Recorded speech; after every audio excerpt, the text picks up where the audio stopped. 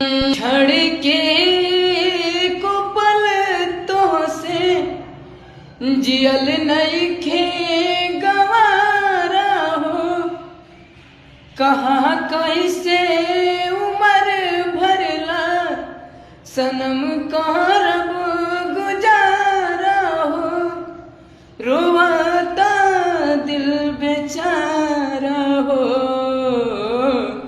हुई प्यार ना दोबारा हो। हुई प्यार ना दोबारा हो।